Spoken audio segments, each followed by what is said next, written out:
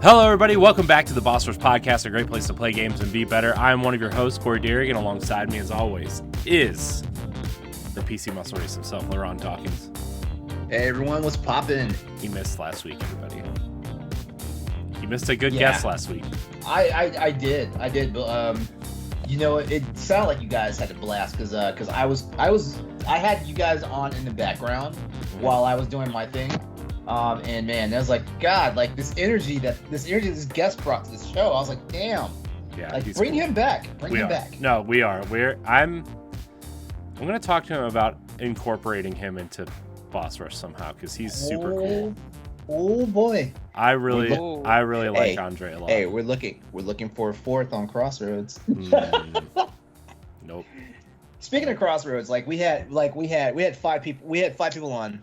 And this first time we've had more than 4 people for like the new format and stuff, and man, it was stellar. Like, wow. Like I almost feel like we should do like 5-man shows like every few episodes. Speaking of stellar, also joining us is the mad pharmacist herself, Stephanie Klimov. Hello. LeRon started taking over the show before we could introduce the one who shows up every week, LeRon. Oh, I'm just kidding. No, it's cool. I kind of do that, so I understand. Happy Pride Month, everybody. Yes, happy Pride. Yeah. Exciting. Of course, we try to celebrate our LGBTQ community every week. We don't really need a specific month, but Thank you for your allyship and thank you for your service. My service. Yeah. Well, normally some of those pictures I send, LeRon, I don't remember. So normally we say thank you for your service in a sarcastic way because like there are sometimes people out there who just have to like swear up and down that they got either like LGBTQ friends or like they believe in all this stuff, but it's like you don't. It's not a litmus test. You either do or you don't. And so like thank you for your service is kind of like the sarcastic way of saying okay, yeah, good job, dipshit. But no, I was saying it in an actual like meaningful way to you. Yeah.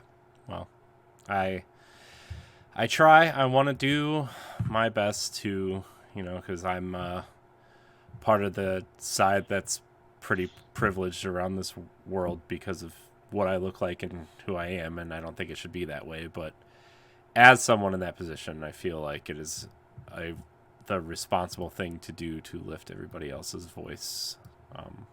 Yeah, like today actually is June 1st. Paxel hit you with the claws, didn't she?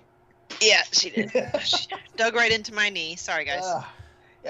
Given that it is June 1st and it actually is the kickoff of Pride Month, like real fast. What's the gayest video game you've ever played, or the gayest thing in a video game you've ever played? And please don't say the dress up sequence from Final Fantasy VII.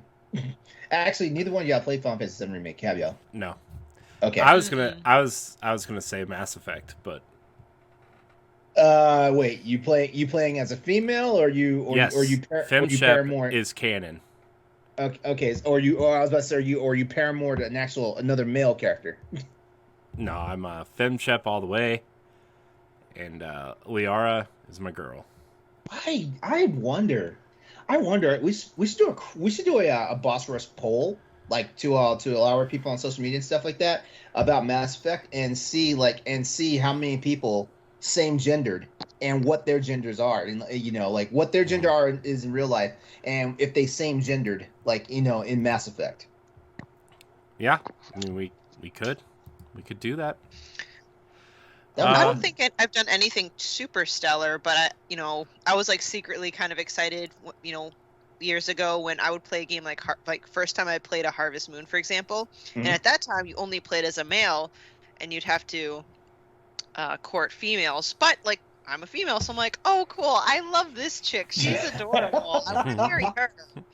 So I don't know if that counts. Well, I remember back, God, way back when, like I used to like if I played a game that you had the opportunity of playing as a female character, I would pick the female by default, and that wound up getting me in trouble in real life with the first Monster Hunter game, because guy in real life, like so yeah. So didn't you say some guy wanted to actually see you or something? Yeah, want to travel from California to Virginia, and all because I was just keeping a persona up. I was like, this needs to stop. Like I didn't let him know that I was the actual dude, but like I kind of like I don't know how I managed to like basically sidestep him to the point where he's like, okay, like she's not into it. I don't remember what I said or what I did, but we were still cool until like the first Monster Hunter game fell off, and then I don't think I've ever run across him again in any of the future Monster Hunter games I ever played. Well, I guess watch he's listening to this show, and he's like, that bitch, it's him. Ooh. Benefits. Patrons, right. It's a new month. It is a brand new month. We must mark our patrons complete here as we get ready to read them. I want to thank our Patreon producers for the month of May. It is now June, which means we get to read a whole new list of Patreon producers. All right, here we go. So, if you want to support us on Patreon, so, first of all, we should probably explain what Patreon is, because I'm sure a lot of people that listen to podcasts maybe don't know what Patreon is to an extent. Basically, for you new listeners out there, we've gotten a few over the last few weeks, I've noticed. So, thank you for listening, first of all. Patreon is just a kind of a subscription based platform where you can support your favorite creators, and they usually give you a few perks or give you some episodes early, which is what we do. So for just $1, you can get the Boss Rush podcast early, 1 week early, along with Nintendo Power Block Expansion Pass 1 week early, and you get Standard Definition, our retro nostalgia podcast, and Boss Rush After Dark, the alternative podcast on the Boss Rush Network 2 weeks early. So that's a total of 4 shows early for just $1. But if you subscribe at the $5 tier, everybody. The $5 tier, you get a Patreon producer credit on the show. What does that mean? Well, we read your name in the shout-out section, which is right now. So, without further ado, our $5 Patreon producers on this episode of the Boss Rush Podcast are Quentin Jackson, Rebecca Jewell, Adriel Munger, and my wife, Sana Dirrig. Woo! So glad she's stuck. She's still stuck with us. Yeah. Supporting us. Who, my wife? Yeah. Oh, well, I mean, she has to. It's me. Wow, that almost sounds like a domestic situation there. Not yet. She still subscribes, so. Oh, that's mean and rude, and I'm sorry for everybody out there. Anyways, I want to thank our Patreon producers. We really appreciate you. We really appreciate your support. We appreciate all of our patrons and all of our free listeners as well. Remember, all of our content is free. We just, like to offer some of it early and give a few extra perks over on Patreon. So, with that said, Stephanie, I watched Chip and Dale this weekend. Oh, that's about flipping time. It is so good. It is way better than it has any right to be. Right? I was shocked because, this is why I texted you, LeRon, about can my son watch it? Not because, I know Chip and Dale's kids, it's fine, but I just thought that the humor and the would just be would go over his head too much, which it did, but there was still a thread that he found entertaining. It was, it threaded the needle of the kids can enjoy themselves by watching Chip and Dale, but a lot of the humor is for the adults who watch the show and yeah, kind of like how Pixar does it, but I don't know, they just really went all out with Chip and Dale, and I don't know, maybe I just have this perception of Disney, I feel like Disney as a company is too serious and they have a difficult time making fun of themselves. I'm not counting Pixar, I'm just talking about parent Disney. Yeah. And the fact they just poked so much fun. I mean, the guy, Sweet Pete, of all characters, I was Oh my man, gosh, dude! yes. Fat Peter Pan Best is thing. the funniest thing I've ever seen in my Yeah. life.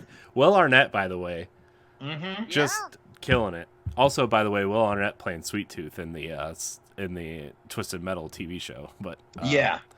it's another conversation in a little bit, I guess. Also, Randy from South Park was in it for like a hot second. Yeah. This Seth Rogen character, the axe wielder guy, was hilarious. And they were like his various characters were laughing, all doing the Seth Rogen laugh. Yeah. Remember that time in animation where everything looked real but nothing was quite Uncanny right? Valley. Yeah. And Lauren, like you said, like Ugly Sonic, but he actually had a much bigger role. Like he wasn't just a cameo. It was Yeah. Exactly. Yeah. That was my that was so trippy. Yeah, Oh my gosh. I loved how like every time he spoke they just focused on his teeth. Yeah. Yeah. I loved it. I thought this was great. I hope they make a sequel.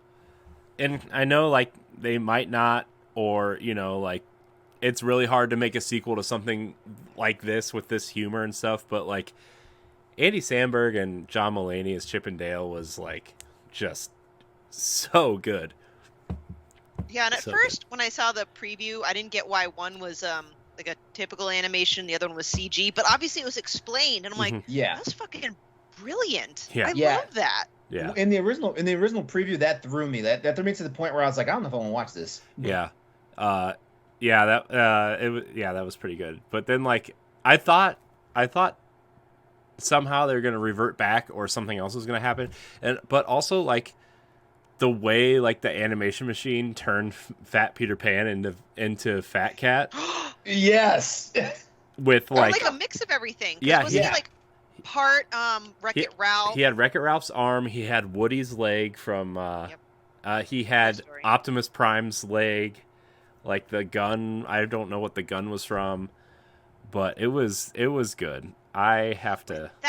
That was creepy too. Like because at one point in the very beginning when he just transformed, it had what's her name, Cruella's voice, like the laugh. Yeah. You fools! Like I'm like that like is haunting. I might have nightmares of this. This is great. I love it. I know it was so good. Plus like the Scrooge McDuck cameo in the middle of the movie, and then the Darkwing Duck one at the end. Oh yeah, Nightwing. Bring Oh. a Nightwing movie. My gosh, I want more of this. I want Disney to explore more of this. This was like, I think Chip and Dale was kind of like the right level of B tier character to like really experiment with this. They did this one. They did it right. Yeah, and I hope they have the balls to like try it on a different type of character, right? Like, I know they tried those Mickey Mouse cartoons, which I know I'm in the minority, but I actually really like them. Those weird Cartoon Network-esque shorts. They were a mess. I think they're fun. I like them. I think they're funny. But I know I'm in the minority of that. But I hope they do something else with like, how about Hipster Baloo? Yes. That was funny too. So Oh yeah. yeah, Chip and Dale, highly No, you're right. recommended. They did pick like the right, like you said, tier of character. And you know what? You never know. It might actually pull in like a revised interest. Like my son was now like, who's Chip and Dale? And we actually watched an episode of Chip and like the original Chip and Dale. We did too. We did too. My daughter was like, I want more Chip and Dale. And so I found the Rescue Rangers cartoon on Disney Plus, and we watched like, I don't know, probably like 3 or 4 episodes of it. And like, it's not very good, but it's fine. She's 3, like, you know what I mean? She's fine. She thinks it's funny. Look, don't be talking about my childhood like that.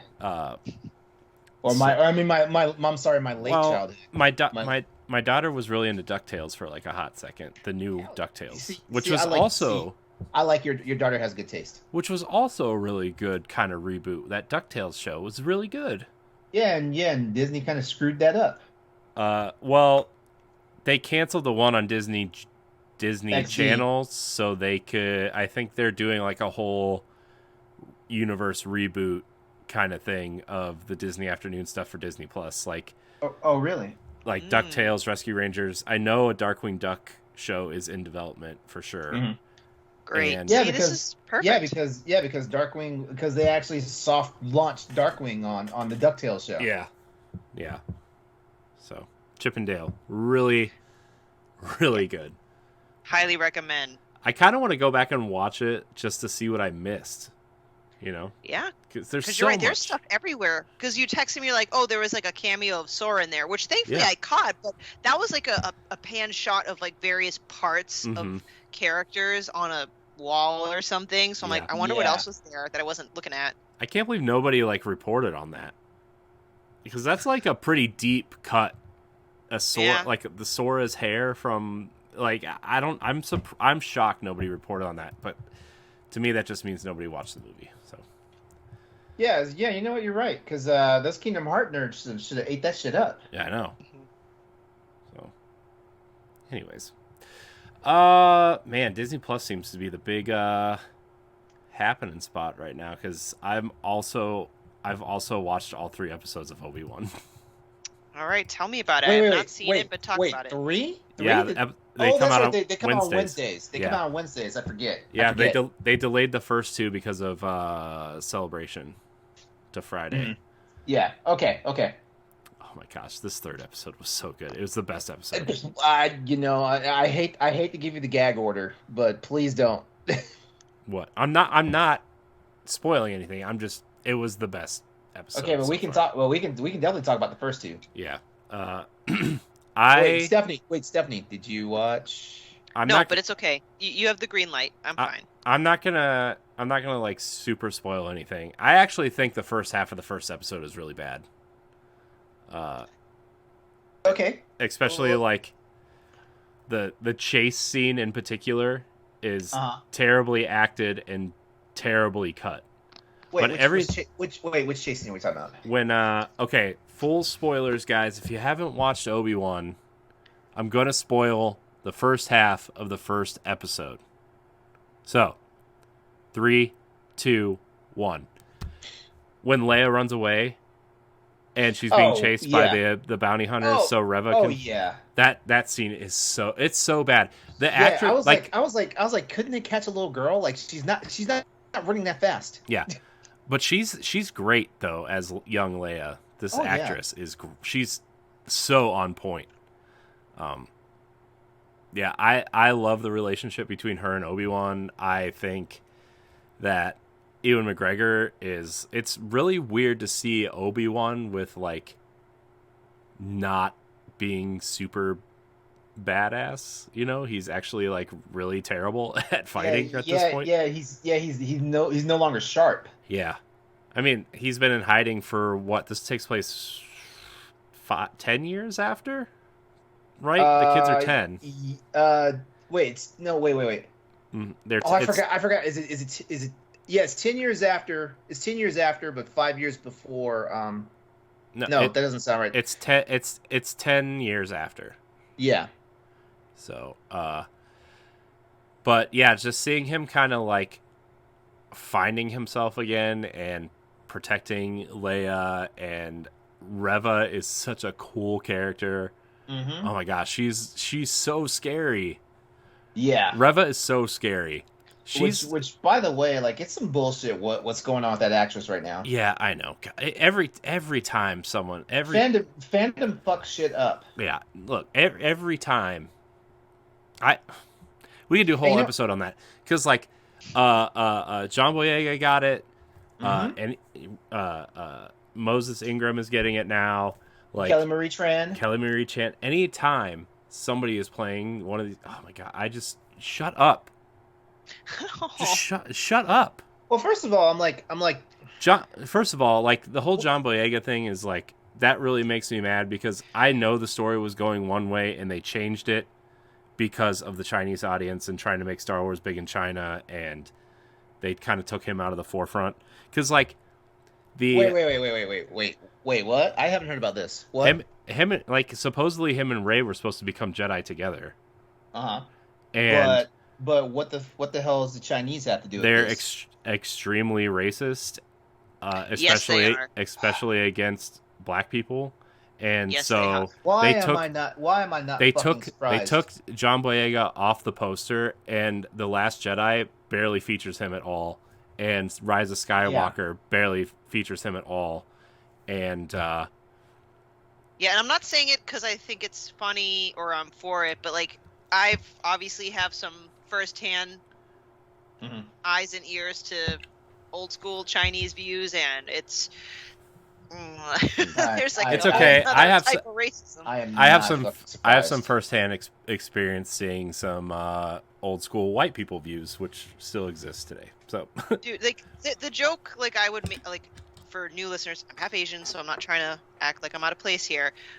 I'm half Chinese actually, and they or well, not me, but we joke that we're quote unquote Chinese or Asians are so racist that we're racist against our own like Asian community. Well, yeah, like, well, I know for sure the Asian community has their own version of colorism. I know that. Oh, it's like yeah. Anyway, don't want to go down that rabbit hole. Sorry. But the original plan was for Finn and Rey to become Jedi together. I remember hearing something about that, which is why I was like, okay, it's cool that he was actually wielding that lightsaber around in the Force Awakens, you know. Well, Rey was going to use Luke's blue lightsaber, and Finn was going to be awarded Luke's green lightsaber. Apparently, this is all like rumor and stuff. This is something I read offhand, but like. Yeah, that was like the whole thing, because like a turncoat stormtrooper turning into a Jedi, that's such a cool story. That is some badass shit. God, that's such a cool story. Why didn't we get that? Like, don't get me wrong, Rey's like fine, but she's not an interesting character. She's kind of boring, you know. Finn is like way more interesting of a character. Yeah, I agree. I mean, I like Rey, like she's fine, but Finn is like his story arc is so much cooler. A turncoat stormtrooper joining the Resistance is such a cool story, and it just didn't. Absolutely. Yeah. Oh, my buddy Dave's in the live stream chat with us right now, and he's hitting me in two directions here, because he's hitting me up on Messenger, and he's hitting us up in the chat. He's like, we can't have Black Jedi, and then he's like, the dyad was supposed to be Finn and Rey, not Kylo and Rey. Mm-hmm. Yeah.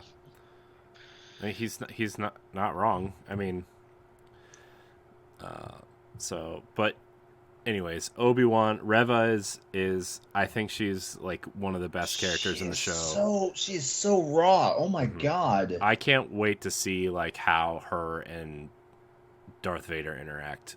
She's giving me like amplified vibes of I can't remember what sister she was in Star Wars Rebels, but she is like the hardcore version of that chick from Rebels, and I'm like, damn. Reva is the third sister.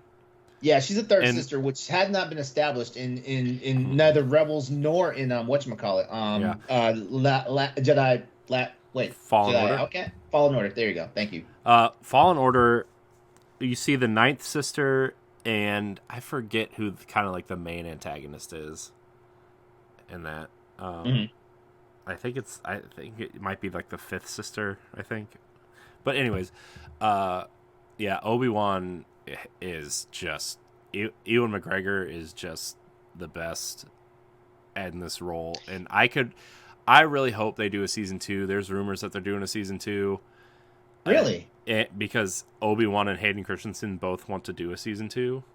Oh. And they're like trying to get a feel, because I don't know. I feel like they should punish these racist fucks and be like, no, you can't have a season 2 because y'all aren't fucking nice to people. But I'm not racist. I want to see. I know. I want to see. I know. I'm not racist either. I don't have any problems with any of these characters out there.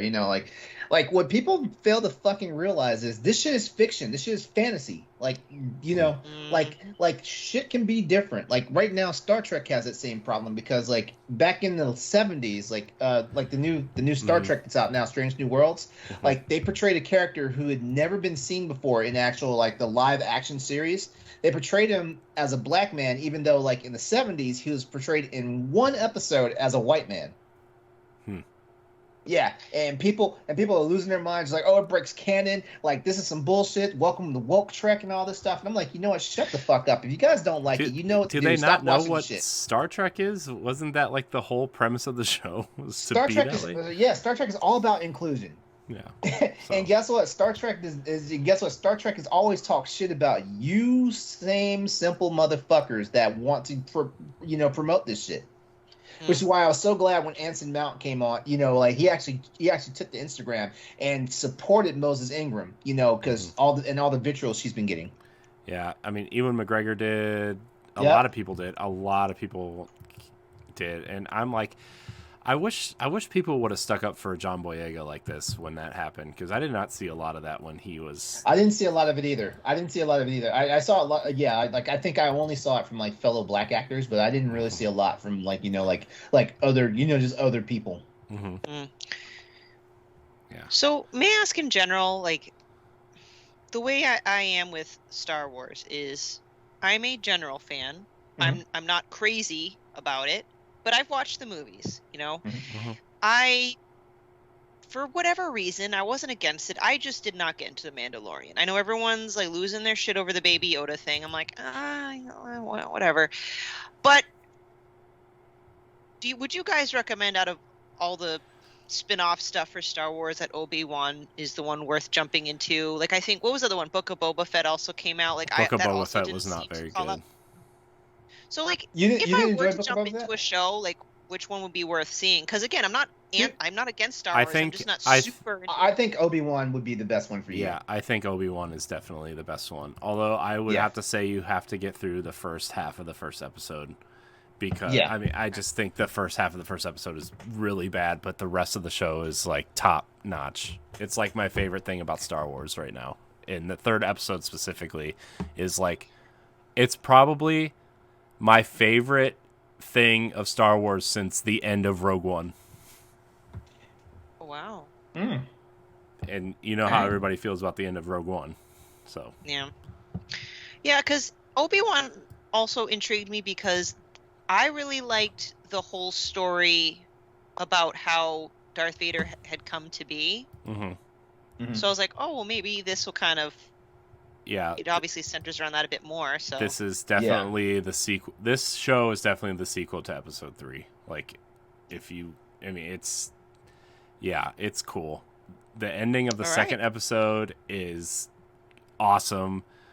Just, I want to talk about the third episode so bad, but nobody's seen it yet because it's Wednesday. I'll have watched it by next week. I forget that I forget Star Wars is on Wednesdays because next week because Star Trek is on Thursdays. Yeah, well, next week Miss Marvel starts, and they're both on Wednesday. They're both on Wednesday. Yeah, the Marvel stuff is Wednesdays, and the Star Trek stuff and Young Justice is Thursdays. And Star Trek and DC stuff is usually on Thursdays. Yeah, but man, there are a couple scenes in this latest episode where you're just like, oh my gosh, like. I just want to say Darth Vader is terrifying. I guess I'm losing sleep tonight because after we wrap recordings, I'm gonna have to watch this. I'm going to have to watch it. He is the Thank you for the spoiler, by the way. For what? You just said Darth Vader is terrifying, so that means he's in episode 3. He's in episode 2. That doesn't really count. Yes, it does. That doesn't really count. It counts. We saw him in his BAFTA, whatever the thing is called, that tank. He's in episode 2. Okay, just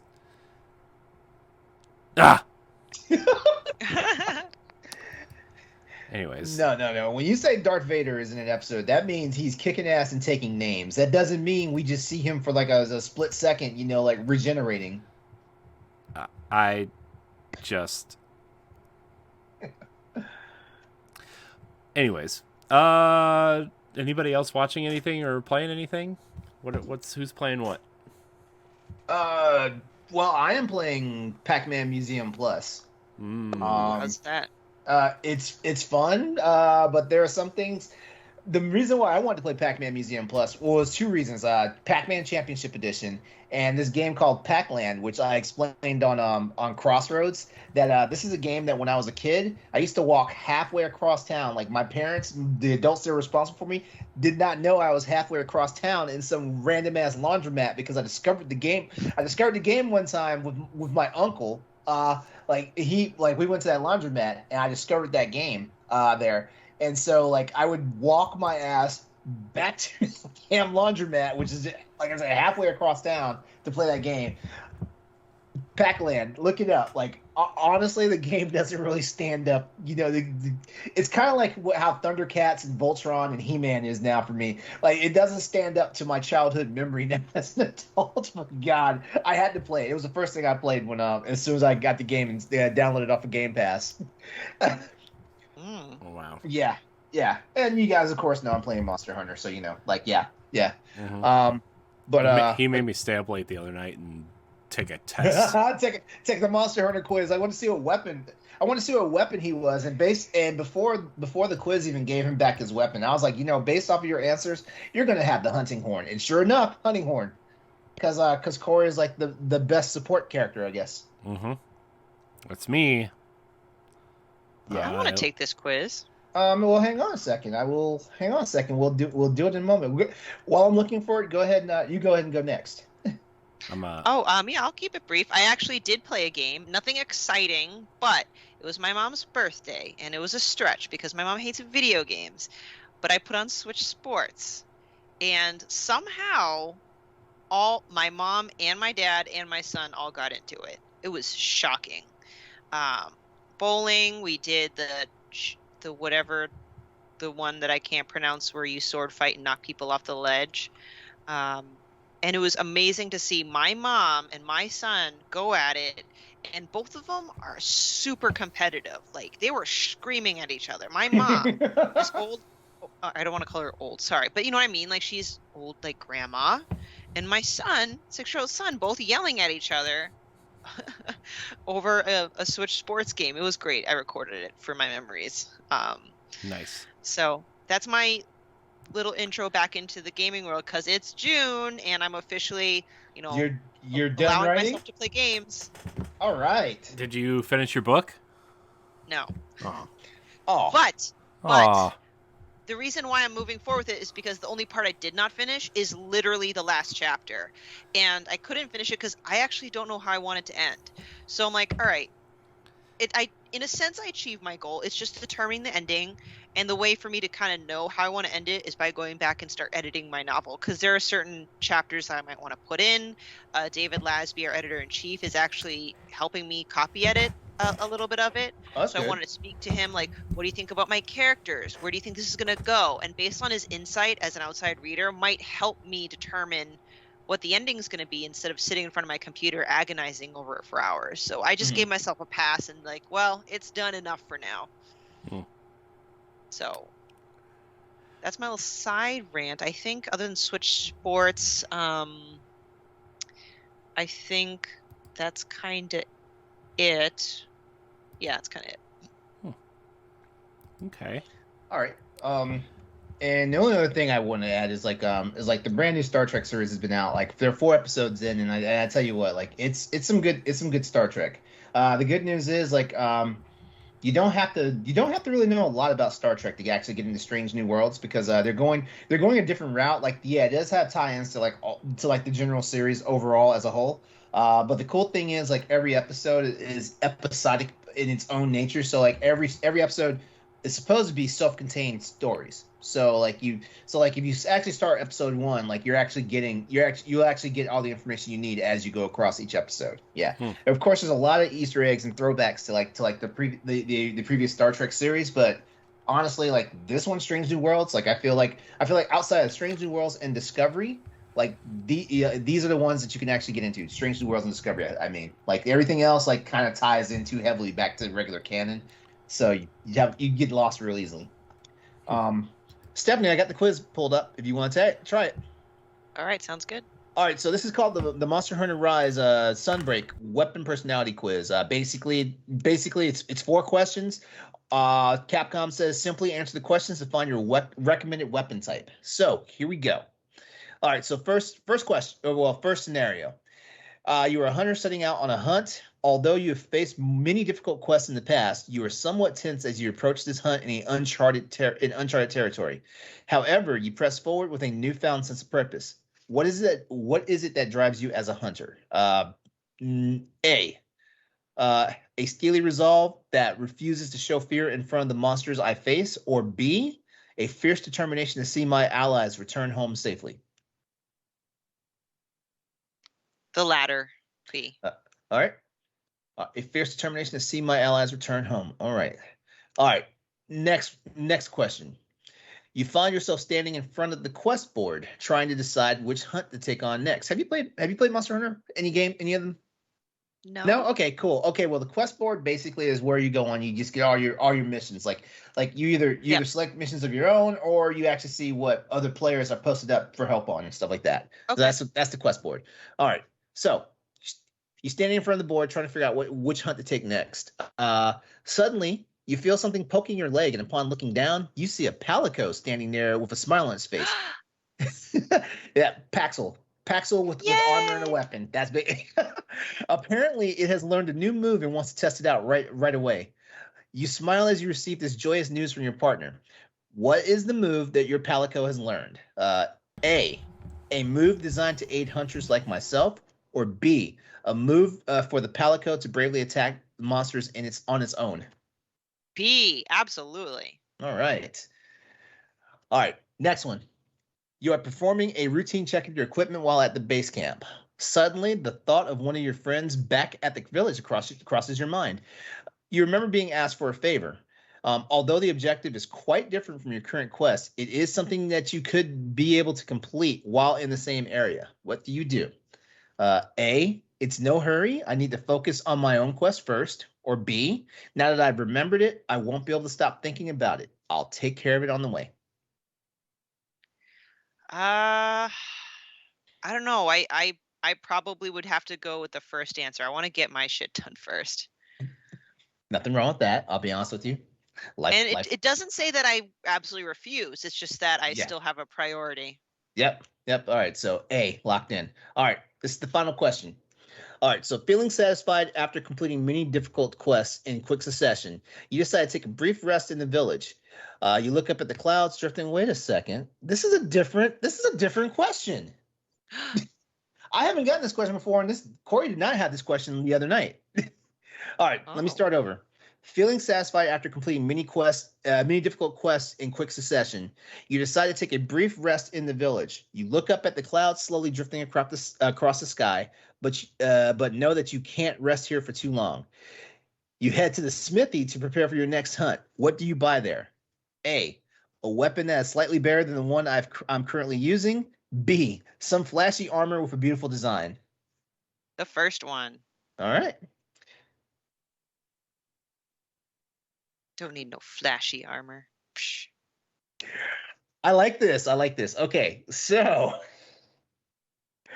All right, so your recommended weapon result is the heavy bowgun. You like bowgun. You like carrying big cannons and shooting things in all sorts of different parts of the body. That's it. All right. The description goes: you're constantly calm under fire, and your stoic approach to any and all things makes you an excellent fit for the heavy bowgun. In Monster Hunter Rise Sunbreak, you can get technical with the newly added skills and the rest, and get ahead of your foes. All right, so basically, there's 2 gun classes. You got the light bowgun and you got the heavy bowgun. The heavy bowgun, think like Arnold Schwarzenegger in Predator with that big ass Gatling gun.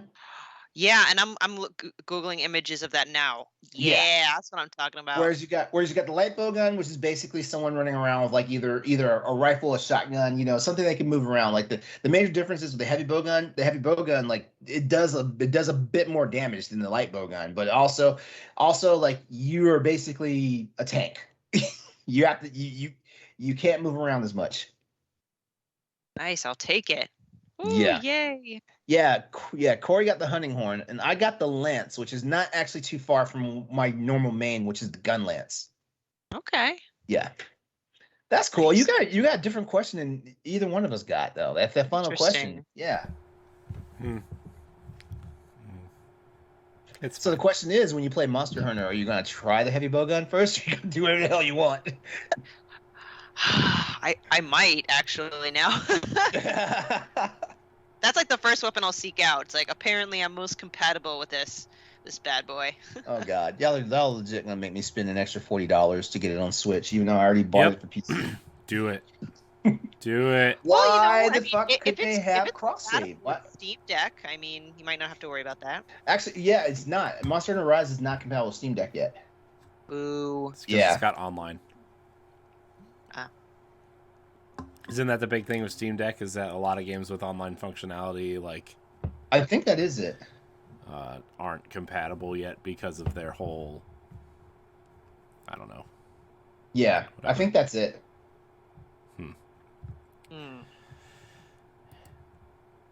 I won't be getting a Steam Deck. Sorry, LeRon.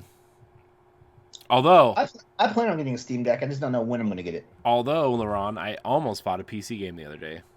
What'd you buy? What were you thinking about buying? Parkitect. It's like hardcore roller coaster tycoon.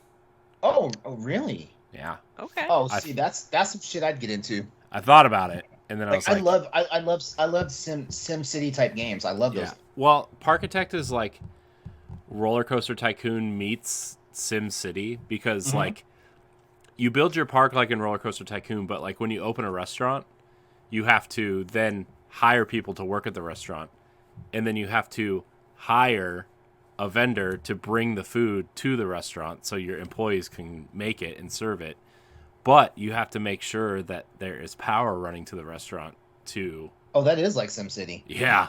So it's like, oh my gosh, if I played that game, that'd be the only game I played ever. Because a lot of those amusement park games, like it's already built in that, you know, it's part of the park, so you don't have to worry about all that stuff. Yeah. You don't have to worry about like getting supplies, hiring crews, and all that stuff. Like it's already there. I think. Oh yeah. So like, damn, is this on Steam? Yeah. Let me look this shit up right now. It's also available for Mac on Steam, which is why I almost bought it. Stop. I should not be buying that. Oh man, but I want to so bad. It's $30, and then there's a deluxe edition that comes with a lot of like extra whatever stuff, like decorative stuff for $45. Oh damn, this game's been out for a little while. Like, Yeah, it came out in 2018. It's been out for a while. But I see why you're also into it though, because it looks like a more advanced version of Miiverse. Miiverse. Yeah, like the people walking around the amusement park. They remind me of I don't care Mii's. about that. No, it looks like Roller Coaster Tycoon, but like for smart people. Oh no! I'm gonna add this to the cart. Oh, a deluxe. Oh no, I can't be fucking around. Get the deluxe version. $45. I can't be fucking around. Like I mean, shit. Do it. Oh my god, no! I'm watching the demo right now on Steam. Oh my god, the upgrade system. Oh, that's crazy. I know. Uh-oh. That's what Here I'm we saying. Go. Oh no! I What have you done? No. Okay, deluxe edition's in my cart. I'll let you know later if I buy it. If you buy it, I'll buy it. But there's also like 4 other games this month that I want. It's got online co-op. Oh no, I'm in trouble. Actually, you know what, LeRon? Treat yourself. You know why? Why? It's gonna be your birthday soon. Yeah. Happy almost birthday. Yeah, I'm gonna say it now because I'll forget. Thank you. I'll forget. Yeah, that's in the cart. Cause wait. Okay, I just want to make sure. Okay, so all the DLC. If you buy all the DLC outside deluxe edition, it's an extra $30. So you might as well just buy the deluxe edition. Yeah, that's what I'm saying. Also, isn't there like a Steam sale that happens like right around now soon? Summer? It should be coming out real soon because like, you know, like it's June, which officially kicks off like, you know, like all the shows and presentations and press events and stuff like that in gaming. So like it should be coming anytime. So maybe I'll hold off and see it just in case to see. Yeah, that's why. That's the only reason why I didn't Or maybe. get it, because I'm like, I know there's a Steam sale coming at some point. Actually, let me see. Let me see if there's actually. Let me see. Let me see if it's actually on sale, like through an online vendor at a cheaper price.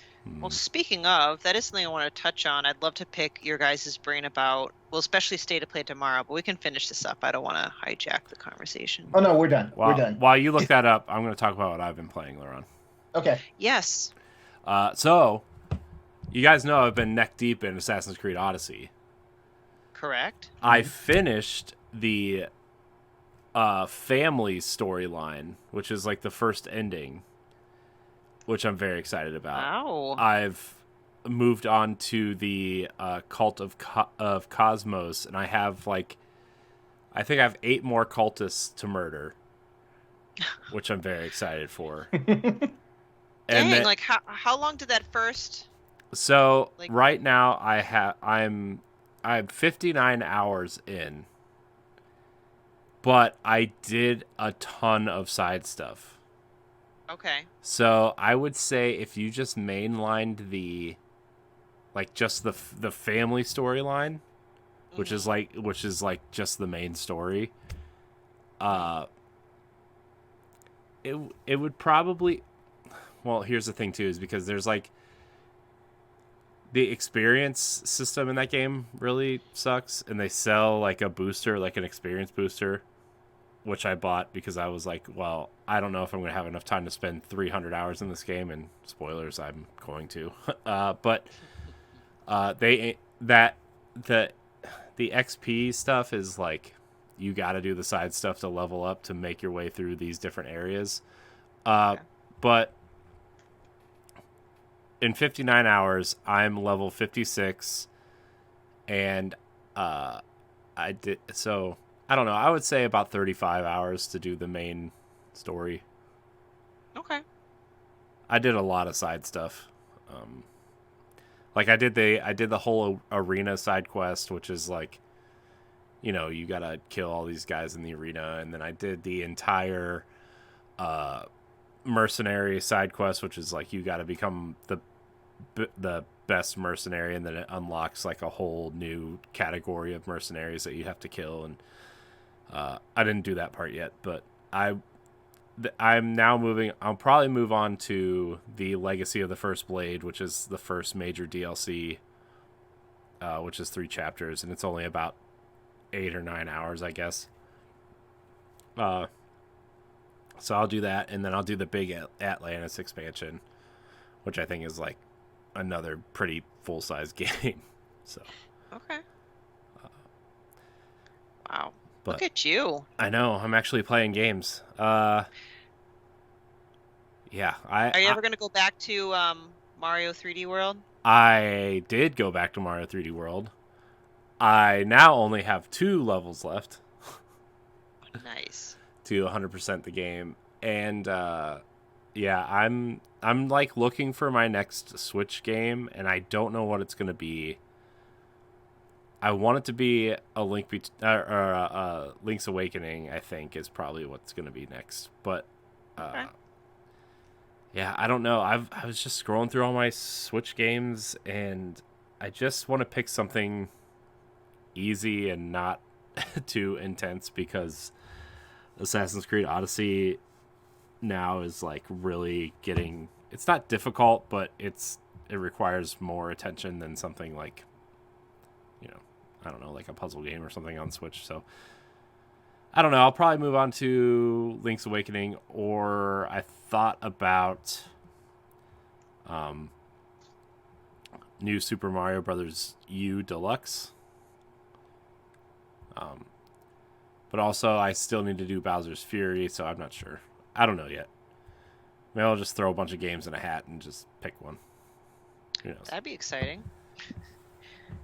So, also there's a bunch of or indie maybe games. Someday we should have once we have a large enough Patreon, or maybe it could be a tier thing. We should do a I don't know, something the audience should pick what Corey should play next. Yeah, that's an idea. There's also a bunch of indie games that I never finished, like Fell Seal, I never finished that. I never finished Crosscode. I never started Death's Door, which is something I wanted to play. Death's Door. I ordered a special copy from Special Reserve. It was supposed to come out in April, and it's June, and I still haven't gotten it yet. Damn. Not happy. I also wanted to play Knights of the Republic 1 and 2 because 2 is coming out, and they're restoring the ending to the second game. I don't know if you guys remember, but Obsidian rushed that game out in like 9 months and they had to cut a third of the game. Yeah, you were telling me about that the other night. Yeah, and so now they're restoring the ending. Aspire is making the ending to that game, and I'm very excited to see how that game ends because I think that game is really interesting. It has a lot of cool ideas. It just wasn't long enough to kind of flesh out those ideas, and now it's probably going to be long enough, and I'm excited. It's funny because when you get to like what is the final boss fight in that game, the ending is just like 3 or 4 minutes of text that you have to read, and it explains the ending of the game that you don't get to play. That's terrible. Yeah. So I kind of want to play that again, but also Knights of the Republic did not age well in terms of gameplay, so That's what I hear. maybe not. Also, okay, I can't find any real deals on this game right now. So let's wait and see if a big Steam sale happens and this winds up on there. Also, Ninja Turtles collection comes out this month. The Sonic Origins collection comes out this month. Fire Emblem comes out this month. What's the Fire Emblem you're excited for? I know, but I'm still going to play it because I'm a terrible Nintendo fan. And then I'll just complain that, oh, we got another Warriors game. You know how it goes. Mm-hmm. Anyways, that's... I've also started playing, and by started, I mean I played the opening scene on the train, Jedi Fallen Order again. Okay. Because it got the Series X enhancements, and I don't know, that trailer got me excited. Obi-Wan has me excited. I'm just like excited for Star Wars stuff right now, and I'm sad that the new game isn't coming out till 2023. So I thought I would play the first one again. Yeah, which is very good. It's so good, man. Anyways, that's it. Yay. For now. Nice to see you hopping back into gaming. I know. I just, I'm trying to find time to do things and just taking the weekends off, although we're behind on some stuff and I need to get back on the horse, but it was nice while it lasted.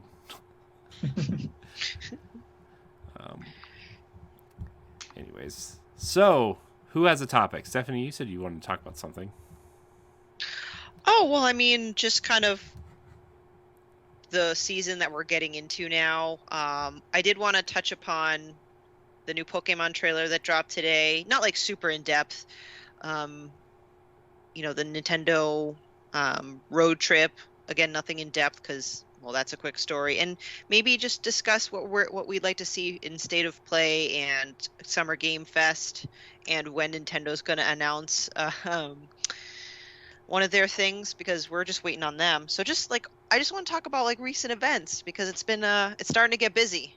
I'm the worst about predicting games. You know, for these shows now. All right, so maybe not predictions. Like, what would we want to look forward to? And I'll just say, like, I'm very excited because I think the last State of Play or two, I'm like, you know. But I have poll every Thursday night. I canceled my poll class, and like, I am watching and reporting State of Play. Like, that's how excited I am. Oh shit.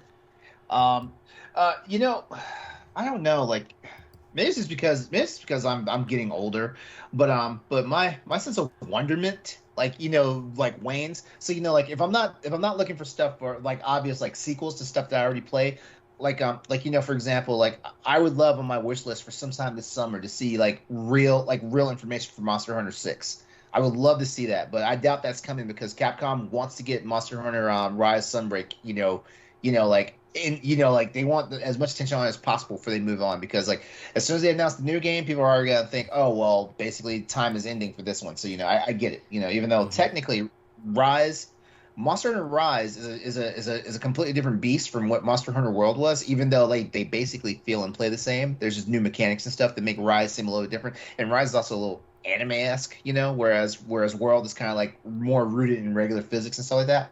So, but I also know like the way the Monster Hunter community is, like like we can't always like have two things existing at the same time. But yeah, I would love, like, there was a very bad hoax leak out there. I would love to see something for Final Fantasy VII Remake Part 2. I think it's too early for that. They said this is the 25th anniversary of Final Fantasy VII, so they're doing something. They already said they're doing something for the Final Fantasy reveal. We'll see, but I've seen so many of those charts. Like, I've seen so many of those charts, and each one of them has different stuff on it. I'm like, you know what? I can't believe any of this shit. So like, I don't think any of it's real. Yeah. Also, Ubisoft, by the way, came out today and said they're not doing any sort of presentation for Summer Game Fest or anything this year. Yeah. Which means Mario plus Rabbids will be at Nintendo's whatever, and then whatever else they have to show will be at Xbox or PlayStation. Mm-hmm.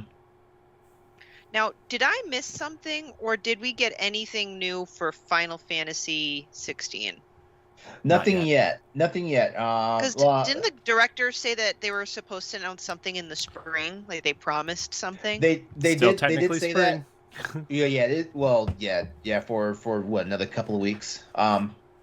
Yeah, they did say that, but they also said that setbacks because of COVID has slowed down a lot. Because honestly, like when they first announced Final Fantasy 16 last year, they made it seem like it was going to come out around the same time that Horizon and Gran Turismo was supposed to come out last year, and then of course Horizon and Gran Turismo both got pushed until this year. And I don't think Final Fantasy 16 is going to come out this year because it'll overshadow Forspoken, which already got delayed. Yeah. Well, yeah, like I'm not expecting it to come out this year, but it's been that long ago, but that article that I read where they promised some information this spring, that they included because of COVID pushing things out like 6 months or something. We promised to have something in the spring. And Corey, I know you're right. I know you said it's still spring. So like I'm hoping this would be where we'll see that. Yeah. I don't know. I think it'd be cool. It's funny because the PlayStation games I'm most excited for are the ones that aren't PlayStation games. Like I think Forspoken and Final Fantasy 16 look amazing. I think they look awesome. Although I don't have a PlayStation, so I don't know why I'm getting excited. But I was going to say, what can we think of that State of Play could realistically show off?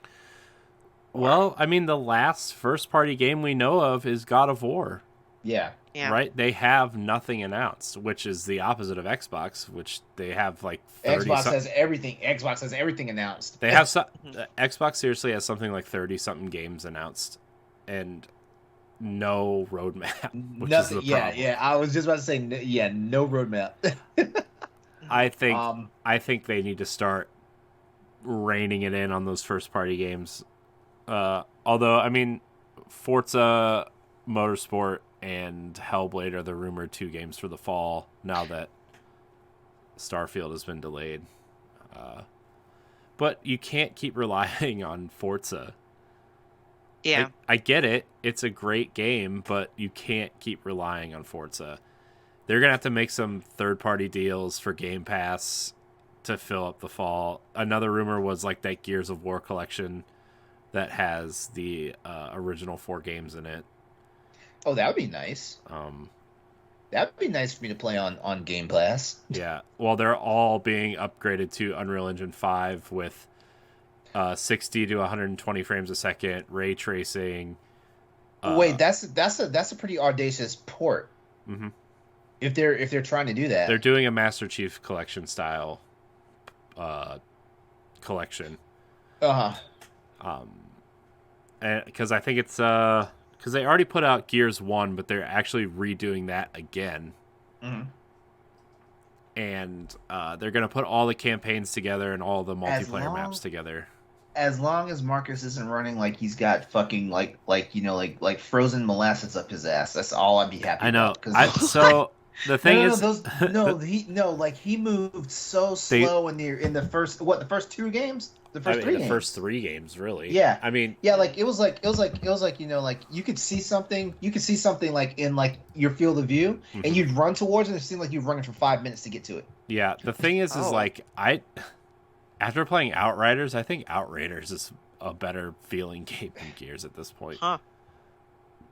Like the shooting in Gears is tighter, and like I get that you're supposed to be slow and methodical in Gears, but like I almost feel like I'm at a point where like I just want to get to where I'm going. It's why Assassin's Creed Odyssey feels so good too, right? Because it knows it's a video game. You can jump off the highest cliff and land 1,000 feet down, and you don't take any fall damage. You just go, and it's just Outriders is the same way to me. Like it's a better, the movement in that game feels better than Gears in my opinion. Like the cover system isn't as good. Like the shooting is not as tight as I want it to be as in a Gears game, but the movement itself and how fast you move, and it just feels better. And I want fast moving Gears, and like Gears 5 was better at that, right? Like it felt faster, it felt like less tanky, and the characters moved like you kind of expect them to move. But that's my thing too. I've never been a first person shooter type person. I've never been good at the games, but so Gears, I naturally gravitate towards Gears because third person perspective and stuff like that. That's how I mean the only first person shooter that I really love is Destiny. It's really it. Yeah, and I keep telling myself I need to get into it. I'm kind of mad that I didn't get into it like right when that season ender event was happening, when I heard about all these flashy drops and all that stuff. But I was like, you know what? I can't really spend money on this right now. Because what is it still $60 brand new? What, Destiny? Yeah. Depends on what version you get. Well, I mean, I want the same version everybody else is playing. Then you gotta pony up $100 because that's the version everybody's playing. The Witch Queen Digital Deluxe Edition is $99.99. My birthday's on Friday, so if you guys want to start sending me some gift cards. It's funny because here's the thing, the expansion. So the base game is free to play. Yeah, but the base game doesn't give me what's. Game. Yeah, The $40 version of the Witch Queen gets you the campaign. And whatever raids come out.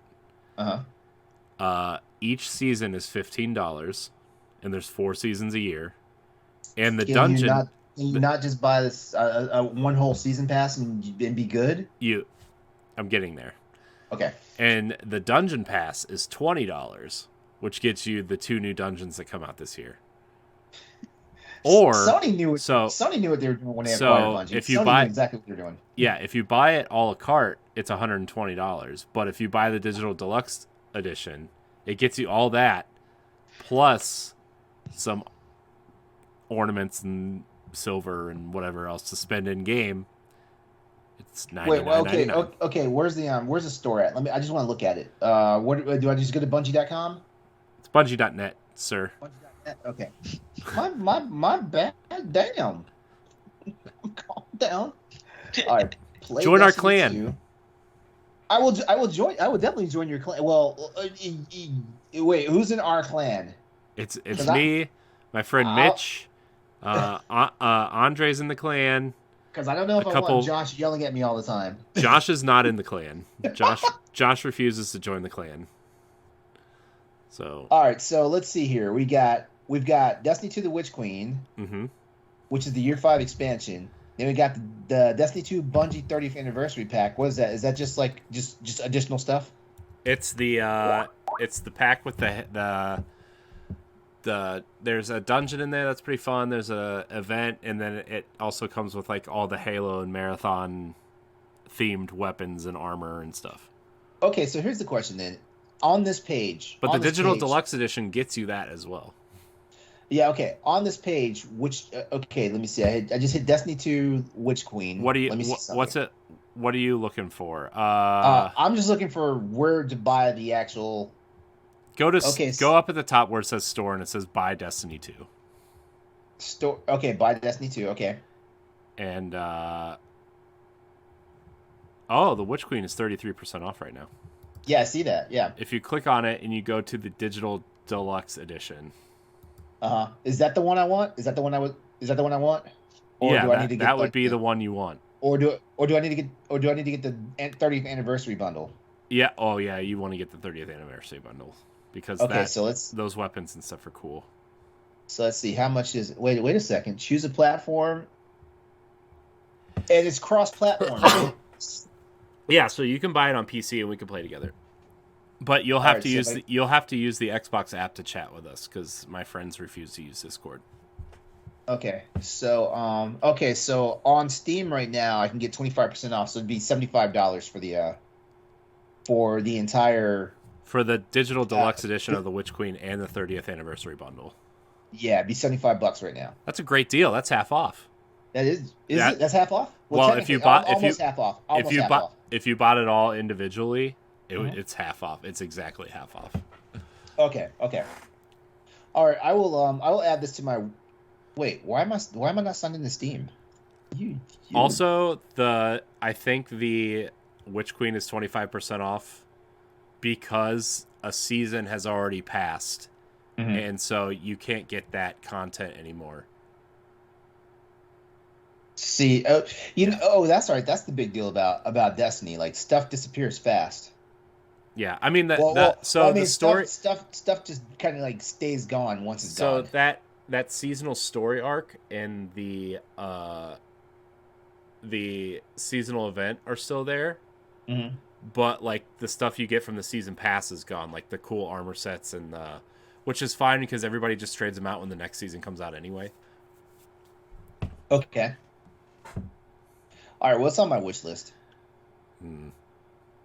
It's not buying it, LeRon. It's not a purchase. Listen, man, it's June 1st. On June the 30th, Monster Hunter Rise Sunbreak comes out. Like, I'd immediately be putting this game down. I'm just saying. I know. I'm being realistic. I know. I'm just messing with you, man. It's on my wish list. I'll probably have it by the end of summer. Yeah, I'll play through the campaigns with you so you can get through like the stuff. Sweet. Yeah. And you already know I'll volunteer to play with you on with Monster Hunter. You already know that. I know. I've just been such a slack ass and been devoting all my time to the PC version, which I'm about to cross Hunter rank 300. Maybe that should just be my Switch game now as Monster Hunter. Maybe I'll just not look and just play Monster Hunter. Well, you know what else has cool multiplayer, or will have cool multiplayer? Stephanie's like, I'm left out. I'm bringing something Mario up. Strikers. No, but I would. That's the Nintendo game I'm amped for. That's the Nintendo game I'm amped for right now because I can't. I'm not gonna say it. I'm not gonna say it. Yeah, don't jinx it. No, I'm being partially sarcastic with what I'm about to say, but I would actually look forward to Mario Strikers. What I was gonna say is Pokemon Scarlet and Violet. I just can't. I just cannot. I can't get. I've never been able to get into Pokemon. So, Stephanie, you watched the trailer today. I think you're the one that actually wrote the article on the website today, right? I did. What is different about this Pokemon game? Okay. Yes, do tell. And trust me, like, I sound like I'm super hyped about it, but there's a reason why. I don't really think the game is that genuinely going to be that awesome. I actually wrote a Boss Rush banter to publish tomorrow, the day after the trailer, is this game really going to be different enough than its predecessors? So what we know, quote unquote, that it's different is this is going to be the first mainline Pokemon game that's an open world RPG, an open world. Because Arceus is kind of open world-ish. Arceus was. But it still has like a hub, and you just travel from section to section. So I'm curious to see, is it like Breath of the Wild open world where everything is just seamless and you just walk all over the map versus you stop at the gate and you pick the place you go to and you get transported there? Yeah. So there's that. But again, like, we'll wait to see what that means. I don't know how the heck this makes the game any more interesting, but each game, like Scarlet has its own professor and Violet has its own professor. Don't know what that means. You have multiplayer, so you can explore the land of Scarlet and Violet with up to 4 friends. That's cool, I guess. Yeah. They did show a way for people to trade Pokemon. I don't know how, because it did not go into that. Mhm. There's 2 new legendary Pokemon, and the part I'm most excited about is that there's a Pokemon named Lechonk, and it's a chunky little piggy. All that being said, but that's the thing. So when I was writing it in my article, I'm like, I'm not sure if it's really going to be as different or as awesome.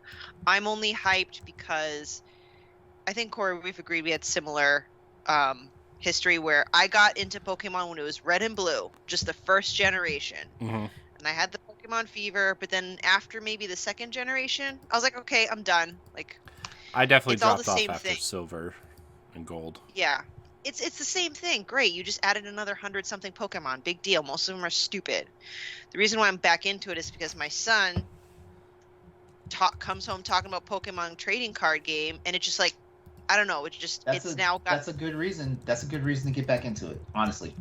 And Arceus, because it was different, I started playing that. So when I'm bringing up all the hype about the Scarlet and Violet trailer, it's just because I have a kid that's now of age. Like, I actually pre-ordered both because he wants Scarlet and I'm gonna have Violet. So it's gonna be like a mother-son thing that we're gonna do.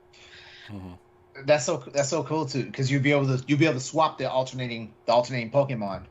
Exactly. So, but if I were to take a step back and look at it objectively, like, I hope that they do enough that's different so Pokemon can continue to enjoy another 25 years. I genuinely hope so. Mm-hmm. If I were to rate the trailer, it's a solid B. It's not A where it goes so in depth like, wow, this is going to blow everyone's fucking mind. And I'm not sure if they need to because, Pokemon's just one of those franchises that it's going to sell. We'll see. Mm-hmm. That's true. I want to be excited.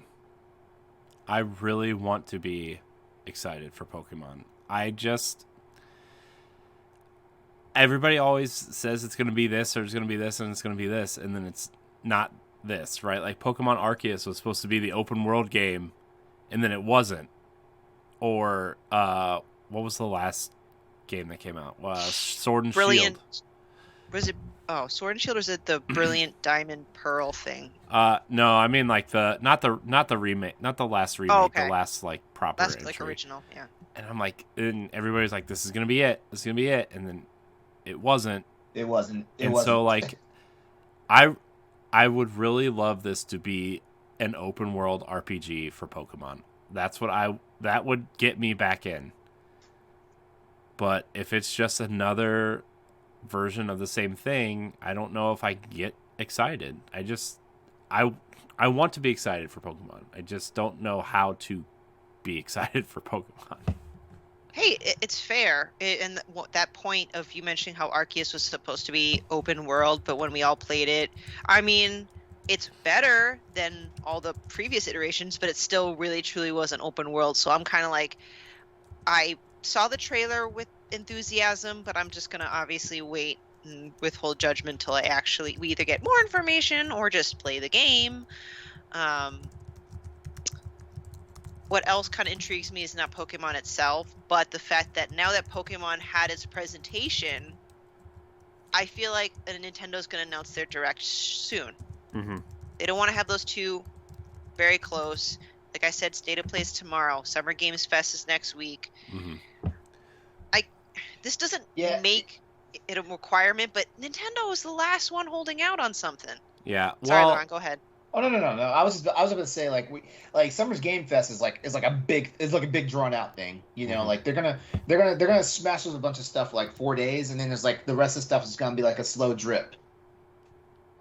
Yeah. Okay, can you explain that then? Because Summer Games Fest, I saw it says like, next Thursday at 2 p.m. Is that just like when it just starts? That's usually like a kickoff event. Yeah. It's usually like a kick. Well, Okay, Keeley said it's going to be much tighter this year because there's not as much to show. In the last couple of years, people didn't like how spread out it was. And the second part of Summer Game Fest is actually going to be opening night live at Gamescom. So he's kind of spreading it out that way. Okay. So I think Summer Game Fest will probably be like 2 or 3 days, similar to what E3 would normally be. Also, like he said, a lot of third parties aren't going to present this year. They're going to be part of one of the other showcases. So, I mean, we might not have a lot this year. I think Nintendo will have something just because it's Nintendo and they can kind of do, like, they can do their Direct and they can do their Treehouse on site. You know, like they can always do that stuff on site at Nintendo. I think Nintendo's going the Tuesday after Xbox. The 14th, I think. Okay, Can we just take a bet now? Breath of the Wild 2 or Breath of the Wild 2? I'm gonna be a dick and say no. We're not getting anything for the summer. For the summer, no, we're not getting anything. No, I don't think we're gonna. We'll see something by the end of the year. I think Breath of the Wild will be at the Game Awards. Game Awards, yeah. Oh, okay. Yeah, that's my guess.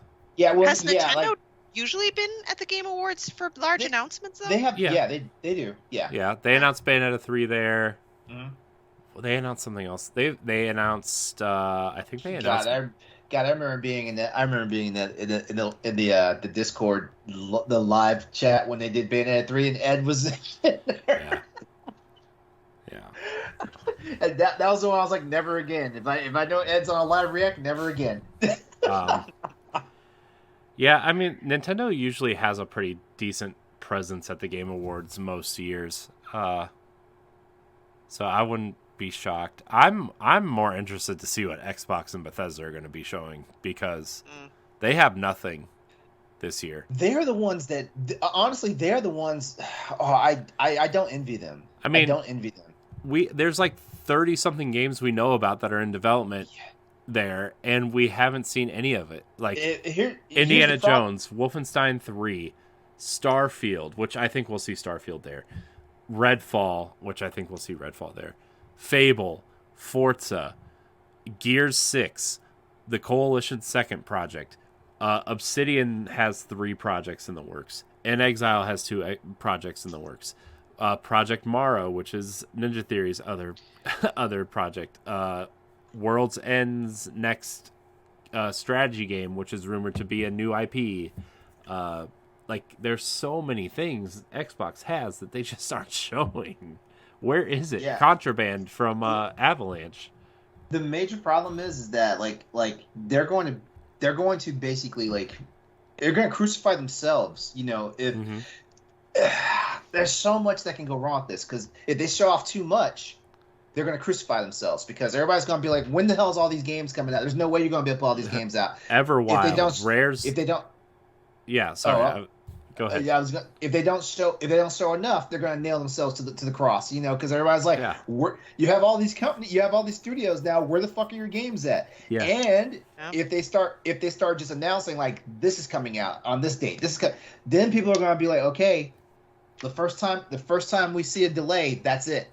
Well, they could also be damned if you do, damned if you don't. This Activision acquisition is rumored to be done by the fall, and you know what that means. It means Call of Duty's coming to Game Pass, and that'll be Microsoft's big game, even though it's coming to PlayStation. Does that mean they're going to have the games ready, though? I mean, the Call of Duty's going to be ready. They already announced a release date. I mean, it just doesn't really promise us anything. You know what I mean? I know. I mean, I get that. It just means they're officially Xbox. No, I know that, but I'm just saying, like, I mean, Overwatch 2 could be ready by the end of the year. You know what I mean? Yeah. Like, there's, although that game has also changed how they're developing that game, which is really strange. Like, apparently the multiplayer is being spun out from Overwatch 2, and Overwatch 2 is like just its standalone single player experience or something weird. I don't know. I haven't been keeping up with it. I just hate being on these podcasts and always sound like the fucking Debbie Downer. Stop being a Debbie Downer. Start being a Debbie Upper. I freaking hate it. So I mean, gosh, Xbox has so much in development. I'm just trying to like. No. I want to be hyped for this stuff. I do. I do. But at the same time, it's like, you know, here's my problem. And it's also the reason why I kind of don't. like I know I really hurt your heart, Stephanie, when I said a few months ago that I'm like, do we really care about E3? I know it sounded bad and stuff like that, but I feel like it's such a sometimes it gets to be such a big hype machine that it winds up feeling like a nothing burger, if that makes sense. That's fair. I mean, usually for E3, I'm usually excited for I'm not excited for E3 in terms of like an event. I'm excited for the Nintendo Direct because the E3 one's always the biggest. I'm excited for the Xbox showcase, summer showcase, because it's always the biggest showcase they have, right? Like it's just something to point at and say this is the biggest announcement times, right? Right. And I don't know. I also like my excitement for E3 has gone down quite a bit since we did E3 at night last year. It really almost killed me. That burnt you out. Oh my gosh, dude. We had so much content out of that though. It was man. Well, just quickly, the Xbox. I forgot which I don't know if it was on Crossroads, LeRon, or something, but I have my Xbox Series X. Like, I paid a pretty penny for the Series X, and yes, Game Pass is great, but it's all your third-party shit. Yeah, it feels like it's not fulfilling its purpose. Right, and I'm obviously gonna keep it and wait for it, but I feel like I'm already getting a larger payout from my PS5 investment. Can I ask why you're getting a bigger payout for your PS5? Is it because you're just invested in that ecosystem? Well, I mean, I'm not, as how do I say this? I'm not sure if this makes sense, but I have the PS5 versions of Ghost of Tsushima, which I'm really into. I'm gonna dig into the Alan Wake remaster. What are some other PS5 games? I mean, they're not the Medium, which has the DualSense. And well, yeah, the medium is definitely a good get for PlayStation 5. And I just feel like there's a lot more for me to look forward to. Like God of War will be coming out. Forspoken will be coming out. I don't know. I'm having the biggest brain fart. I just feel like I don't know. The PS5 has games. Stephanie's into what's going on in the PlayStation right now, and I get that. Yeah, I just I mean, I know I've said this for a long time, but I just don't see a reason to own a PlayStation 5 right now. Mm-hmm. I mean, I own an Xbox because I wanted to play Destiny at 60 frames a second, and all my friends play on Xbox. That's the truth. I mean, yeah. I mean, I don't really see any reason for anybody to be owning a new Xbox either at this point. That is also a good point. I think the reason why the needle's moved a little bit for me is because I feel like Sony does have a very strong first party games, and with Starfield, I was really looking forward to that. I was like, all right, let's, I really wanted to start becoming a more of an Xbox fan, seeing more what they have to offer from a first party standpoint because of all these acquisitions. I'm just kind of I'm ready for them to produce and see what they got. I'm not disappointed. I know it's coming. Yeah. I'm just saying well, I should have just waited for the Series X and not bought it right away. Yeah. I mean, honestly, for me, for me though, Starfield does absolutely nothing for me either. So, I mean, I don't like Bethesda RPGs. I've tried Skyrim, I've tried Fallout. I can't get into these RPGs. Okay. So this is what I love about Corey. Corey makes rational sense behind everything he says. Corey's just not a dyed-in-the-wool fanboy. He's not someone that gravitates towards these people because it's a name. Because everybody. I feel like everybody's got hard-ons for Bethesda. Yeah, especially I do after the Microsoft acquisition. You know what my favorite Bethesda game is? Wolfenstein 2. Okay, how many copies did it sell? Not enough. Yep. And now that studio is making an Indiana Jones game, and I want to be excited for it, but we don't know what it is. But I don't.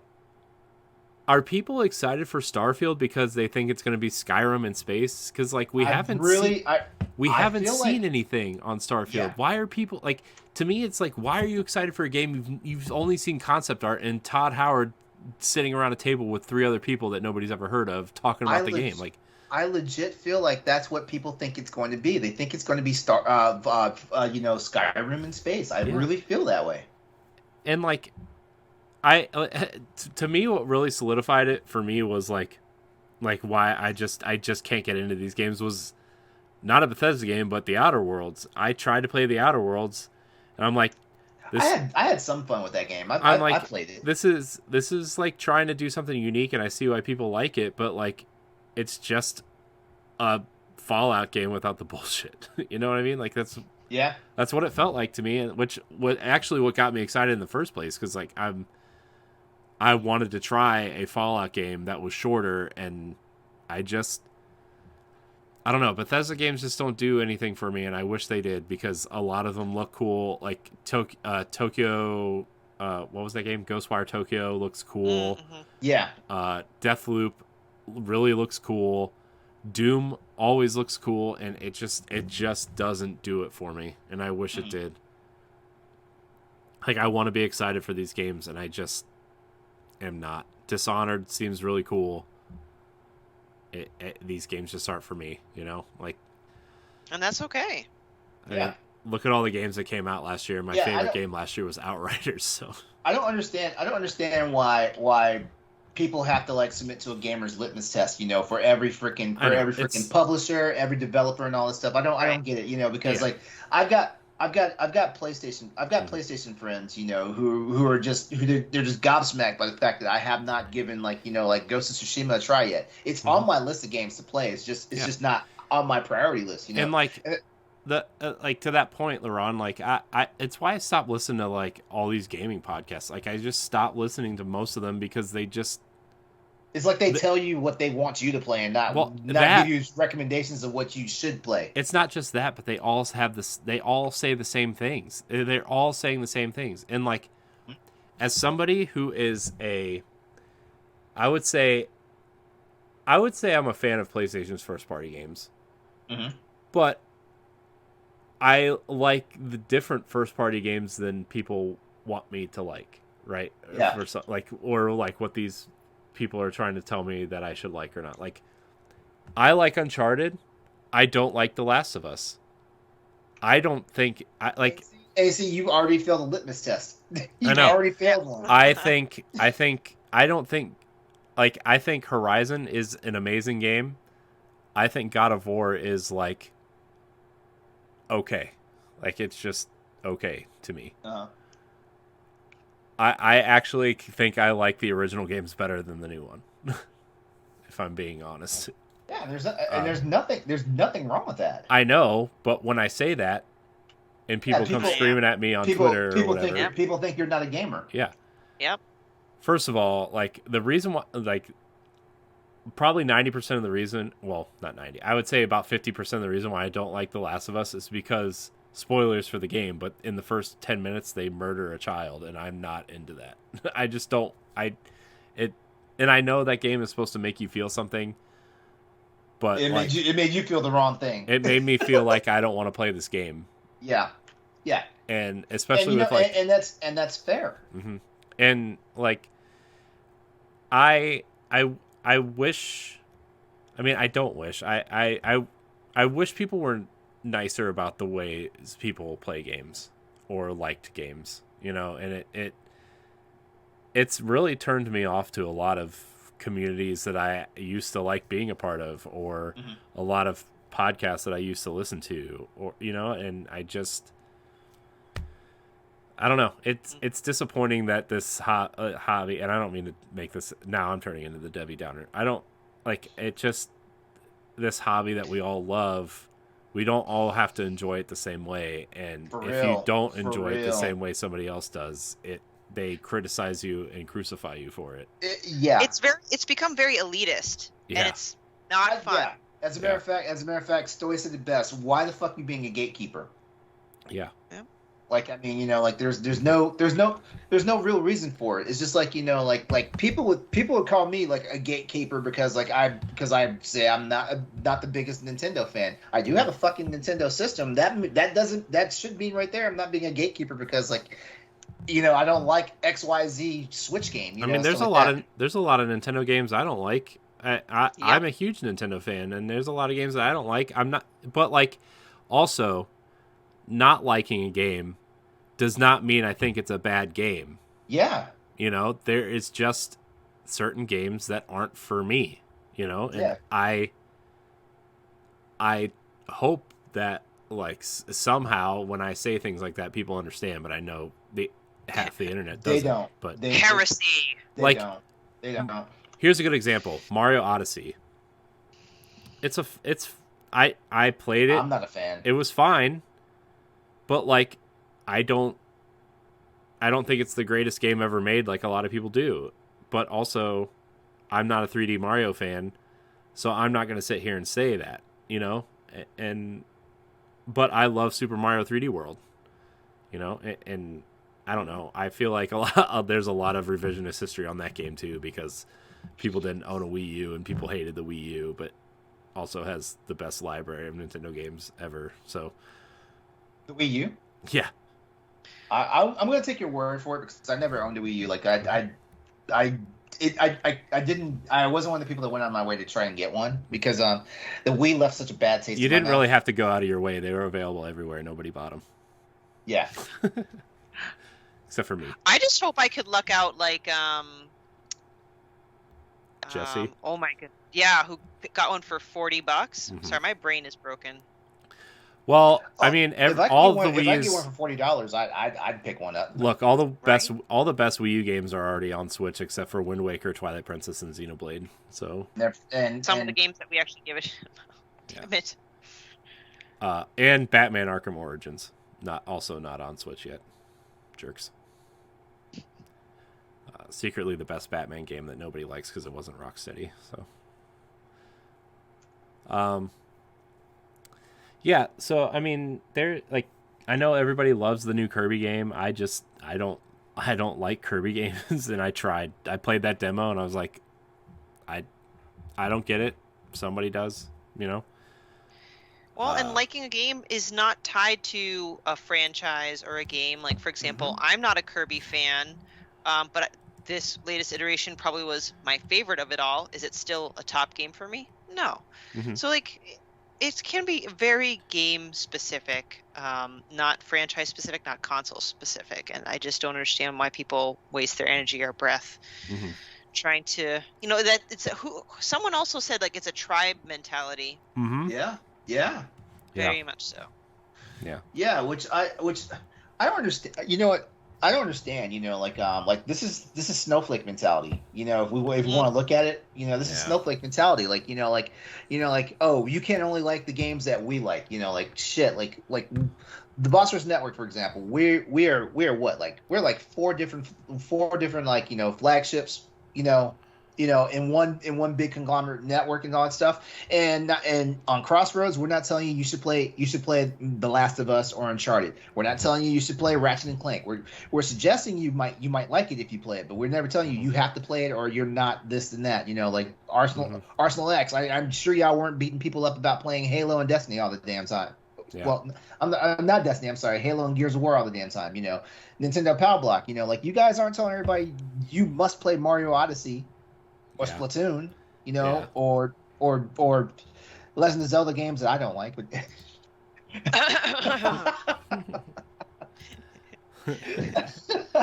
oh man, Andre's I'm sorry, I had to take Andre's in the chat. He says The Last of Us is coded. Oh boy, he clearly missed the last 10 minutes of this conversation.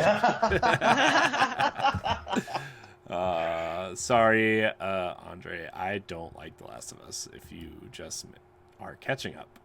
And I feel him unfollowing, unfriending. It's fine. There it goes. There it goes. So, yeah, I mean, It's not that he doesn't like The Last of Us. He just had a very visceral reaction at the way the way the game opened, and he's just not being able to pick it. No, I don't like The Last of Us. I think it plays mediocre. Okay, never mind then. It stole its detective vision from Batman. It's fine. No, I'm just kidding. I get that people like it. I just don't like it. It's fine. It's all sad fine. That you feel like you have to explain yourself. I know. I always have to explain myself. That's why I don't like tell people things because I don't feel like explaining myself if I feel differently. Because the moment you say something, everyone's like, what? And that goes across the board, like movies, TV. Like I don't say things because I feel like I would have to explain myself on certain things, and so I just don't. Okay, I'm sorry, Corey, if I victimize you all the time about your movie thing. No, well, that's funny because like there's a lot of movies I've never seen, so I mean that's funny. That's part of the joke, right? I mean, it shouldn't be that way, and I am the toxic in the community. I am so sorry. Yeah, it's fine. You're just like the toxic part everybody ignores. I feel like we should clip this and make it one of those intro segments. Oh man, there was something else I was gonna say too, but I mean, I say though too is like I prefer Xbox over PlayStation, but like it's for reasons other than Xbox's first party output, right? My favorite Xbox first party game is Gears. That's a very unpopular opinion. You know? Yeah. It's supposed to be Halo. Automatically. It's supposed to be Halo. Yeah. And like I thought Halo Infinite's campaign was awesome. But that doesn't make me an overall Halo fan, right? Like I played through Halo 5 Guardians campaign 3 times and I still couldn't tell you what happened in that game. Mm-hmm. You know. But it plays great. I think Halo 5 plays amazing. I think the multiplayer is so much fun. And I actually really loved Halo 4. I think Halo 4 is my favorite Halo game. Also an unpopular opinion. But I feel a lot of hatred coming my way. I just feel it. I can shelve some of that hate. You know, as far as me being the lead host of Crossroads, the Crossroads podcast, because we're not just PlayStation anymore. I can't get it up anymore for Gran Turismo games. I haven't been able to like take a Gran Turismo game serious since 4. Yeah. Yeah. Shoot, if we're being real about it right now, another PlayStation franchise that I've just never been about. And this is kind of old school. Like it's all that old shit. Shadow of the Colossus, Ico, and fucking The Last Guardian. I couldn't get it up. I'm sorry. I feel and as far as like like the battle between like Ratchet and Clank and Jak and Daxter, I'm Team Jak. Mm-hmm. Yeah, I didn't play any of those platformers on PS2. I played the first Jak and Daxter, and I played the first Ratchet and Clank, and I played the first Sly Cooper. Out of all those 3, I think Jak was by far and away the best one. Jak and Daxter. Yeah. Mm-hmm. I never understood Ratchet and Clank. I see why people like Sly Cooper. Like those characters are fun, but for me, from a gameplay standpoint, Jak and Daxter was the best. And then they went and made Jak Theft Auto for Jak 2 and 3. Yeah. Not great. Although, I have to tell you, the 4th Jak and Daxter game that nobody knows about, Jak and Daxter The Lost Frontier, is actually a great sequel to Jak 1. That nobody played because it came out like 2 years after the PS3 came out. And Naughty Dog didn't develop it. Huh. Oh, that makes sense now. Mm-hmm. It's an awesome game, though. Everybody look up the 4th Jak and Daxter game. It's awesome. Highly recommended. Not that you can get it anywhere because, people, PlayStation likes to ignore their IP for some reason. So, yeah. Anyways, anybody else have anything else to say, or should we wrap it? I think we can wrap it here, unless real fast we just want to like, for the summer gaming season, like what is your dream? I forgot that was the topic. What is your dream game that you want to get announced? For me, of course, it's Monster Hunter 6, like I said earlier. I mean, Zelda's already coming. We know. I want to see what this Indiana Jones game is going to be. To be honest, like I really want to see what they have for this. Is it going to be an Uncharted? Like, are they making Uncharted but Indiana Jones? because that would be awesome. I wish we had more of those. Because like the big thing with Uncharted for me was like when Uncharted 4 came out, I thought it was way too long. But I loved Lost Legacy, and if they could, and Lost Legacy was made in what 18 months, I think they said. Yeah, it was a really fast turnaround. If they could just put a Lost Legacy style Uncharted game out every 18 months to 2 years, that would be awesome. But we don't get that. That's a hellacious development schedule too, though. Like, I mean, like, shit. Yeah, like, but the engine was already made. They already had all the assets made. The character models already existed. All the gameplay mechanics already existed. So, like, you just run it off the Uncharted engine, the Uncharted 4 engine, and you develop a cool story around it. Like, if you could knock one of those out every 2 or 3 years, that would be awesome. Because, I mean, Uncharted 1, 2, and 3 were all 2 years apart. All 2 years apart. Yeah. And like I mean, but be careful though. Be careful though. When you make wishes like that, then like people are like, but crunch. Look, I don't care. Look, don't get me started. Don't say you don't care. Don't say that. Don't get me started on crunch culture and create. Look, just move on. Yeah. Well, I already said my wish. Well, I'm kind of similar to Corey, where a lot of the games that I really wish for, it's either I know they're not going to get announced or they've already been announced. Right. For State of Play, I would like to see more of Wolverine. I don't even think they've started development on that one. No, I don't. But they have. I'm just saying, in general, it'd be cool. And I just looked up and refreshed my brain of all the partners for Summer Game Fest, and I was kind of hoping to see Konami there because I feel like something is. Oh, I remember Konami said a couple of months ago that they weren't planning on unveiling anything for this during the summer season. I know, but so like all the things that I was like hoping would be, I know just won't happen. I know Devolver Digital is in here, and .emu. I'm big fans of those. Honestly, I'm just at this point, because of all the major games that have already been announced, I'm just looking for some fresh indie games.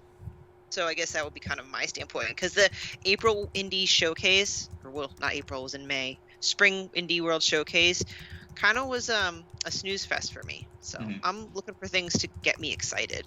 Yeah. So I guess if anything that's not announced, I really would like to see Wind Waker or Twilight Princess come over to Switch. And I know that's like a cop-out easy answer or whatever, but like I feel really bad for Wind Waker because it's been stranded on the two worst selling Nintendo consoles both times it's been released, and I think that game deserves to be played, and it deserves to be on a system that everyone has, and it deserves to be really recognized for what it is, and hopefully those games, at least one of them is announced and kind of fills that gap in October. Just because, like, I don't know if since Pokemon is coming out in November and Splatoon is coming out in September, I really don't think you need a third heavy hitter there. But I think a port could kind of fit in that October slot. And I know they want Zelda to come out every year. They've said they want a Zelda product every year. And so I think one of these games would be just perfect there. So that's me. I already said on many episodes of the Boss Rush podcast that if those Zelda games get announced for Switch, it's an automatic buy for me. Yeah. It's an automatic buy for me. Like I'm not the best with the 3D World Zelda games, but like I want to play those two games. Like I already played Wind Waker, so I just want to experience it again. And not on the Wii. That's all, and I've never played Twilight Princess, and I'm kicking myself because I should have bought it for the GameCube because I had a GameCube. I know, and it's so much money now. Yeah. It's cheaper to find a Wii U and Twilight Princess HD than it is to buy the GameCube version of the game now. Yeah. So, I've been thinking about buying that GameCube version though, for real, because that's a sad story. We'll talk about it later. Anyways, I think that's gonna do it for this episode of the Boss Rush podcast. I want to thank everybody for watching and or listening. Remember, if you're listening on iTunes or Spotify, give us a 5-star rating and review. It really helps us out. Maybe we'll tie a contest to some reviews at some point. That'd be great. Because I would like to do a contest for this show soon. Or a giveaway or something. Remember, you can support us on Patreon. Patreon.com/Boss Rush Network. For just $1, you get 4 shows early access. The $5 tier, you become a Patreon producer. LeRon, Stephanie, thank you for your time tonight. Where can we find you, Stephanie? You can find me on Twitter and Instagram at Klimov, KLIMOV_author. I'm back full-time on the website, so keep an eye out for articles from myself and other amazing writers at bossrush.net. You'll also find me speaking vulgarities on After Dark and talking about the whimsical in Standard Definitions Disney episodes. LeRon? All right. As always, you can find me basically everywhere. Look up Exodus 803, EXODUS 803. It's at social media, PlayStation Network, Steam. Those are my IDs. Twitch and YouTube. You can find me there. Tuesday nights, 8 p.m. Eastern Standard Time on my Twitch channel, Crossroads Podcast, where we talk about PlayStation, PC, and Xbox, and a bunch of other topics. And then, of course, Wednesday nights. Well, actually, the Wednesday recordings for the Boss Rush After Dark show. Nice. You can find me at I am Corey HC on Twitter and Instagram. You can find me on Nintendo Pow Block. You can find me on Standard Definition, on After Dark, Expansion Pass, a bunch of other things here on the Boss Rush Network.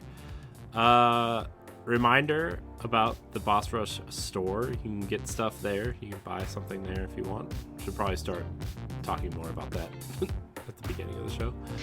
I bought a ton of stuff when there was a sale on Redbubble. I can't wait. I saw that. I got notifications from that, so thank you. You're not the only one either, so okay.